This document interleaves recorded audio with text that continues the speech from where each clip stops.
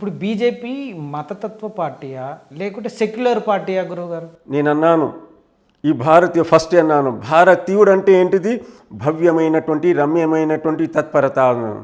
మోదీ గారు ఏమన్నారు చూడండి, సెక్యులర్ అంటలేను, ఏమన్నారు? సబ్కా సాత్ సబ్కా వికాస్. భారతదేశంలో ఉన్నటువంటి చూడండి, సర్వే జనః సుఖినో భవంతు, సర్వే జనః సుఖినో భవంతు. ఏ హిందువుల సుఖంగా ఉండాలి, ఏ మహమ్మదీయుల సుఖంగా ఉండాలి, క్రైస్తవులే బాగుండాలన్నటువంటి విషయం కాదు వారినటువంటిది. సర్వే జనః సుఖినో భవంతు మనకు వేదాల్లో ఉన్నటువంటిది. వారు ఏమన్నారు? సబ్కా సాత్ సబ్కా వికాస్. మూలమంత్రం చాలండి, ఒక్క విషయం, ఒక్క వాక్యం. సబ్కా అన్నటువంటి విధానానికి సర్వే జన సుఖినో భవంతు. ఈ భారతదేశంలో ఉన్నటువంటి వాళ్ళందరూ కూడా సుఖంగా శాంతంగా ఉండాలి అన్నటువంటి విషయంతో ఉండాలి.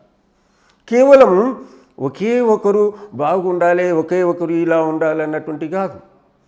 సబ్కా సాత్ సబ్కా వికాస్. ప్రతి వాళ్ళది వారు అనేకమైనటువంటి మరుగుదొడ్లు కొట్టారు, అనేకమైనటువంటి ఇళ్ళు ఇస్తున్నారు, అనేకమైనటువంటి మహమ్మదీయులకే కాదు కదా, హిందువులకే కాదు కదా, ఒక వర్గానికి సంబంధించినటువంటి వారు కదా ప్రధానమంత్రి. అంటే భారతదేశానికి సంబంధించినటువంటి నాయకులు ఎవరైతే ఉన్నారో మోదీ గారు,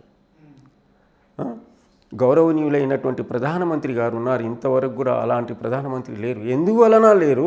యావత్ భారతదేశం కూడా, ప్రపంచమంతా కూడా భారతదేశానికి ఒక గురువుగా స్వీకరిస్తుంది. భారతదేశం ఏమవుతుంది ఈనాడు? విశ్వగురువు. విశ్వగురు కావాలంటే ఏంటిది? విశ్వానికే గురువు. ఆ కాలంలో వేదాల కాలంలో కూడా ఈనాటికి 1000 సంవత్సరాల క్రితం కూడా అనేకమైనటువంటి ఇక్కడ విశ్వవిద్యాలయాలు, తక్షశిలా విశ్వవిద్యాలయం ఉండే, అంటే విదేశీయులు వచ్చి ఇక్కడ చదువుకునేటువంటి వాళ్ళు, విదేశీయులు వచ్చి దీన్ని విశ్వగురువుగా చెప్పినటువంటి అదే వాతావరణం, అదే పరిస్థితి. విశ్వగురువు కావాలి నా భారతదేశం అన్నటువంటి దృఢమైనటువంటి సంకల్పం ఉన్నటువంటి వారు గౌరవనీయులైనటువంటి మన ప్రధానమంత్రి గారు. మరి ప్రధానమంత్రికి ఇలాంటి గుణాలు ఎలా వచ్చినాయి అన్నటువంటి గురువుగారు మీరు అడగవచ్చు.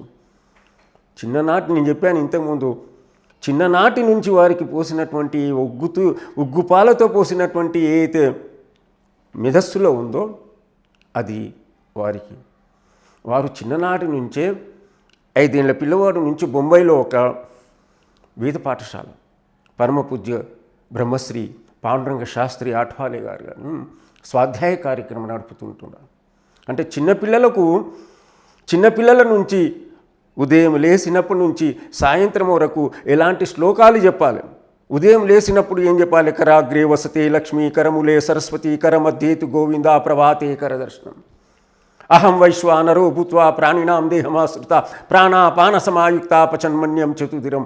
పూజన చేసేటప్పుడు కృష్ణాయ వాసుదేవాయ హరే పరమాత్మనే ప్రణత క్లేశనాశాయ గోవిందాయ నమో నమః నిద్రించేటప్పుడు ఈ శ్లోకాలు చిన్నప్పటి నుంచి నేర్పించినటువంటి ఏదైతే పీఠం ఉందో సద్విచార స్వాధ్యాయ కేంద్రం అని పరమపూజ్య పాండురంగ శాస్త్రి ఆఠవాలే గారు మా గురువు గారు, వారి ద్వారా నేను కూడా నేర్చుకున్నాను. బ్రహ్మలీనమైనారు. ఆ పాఠశాల, వేద పాఠశాల నేర్చుకున్నటువంటి వారు మన గౌరవనీయులైనటువంటి మోదీ గారు.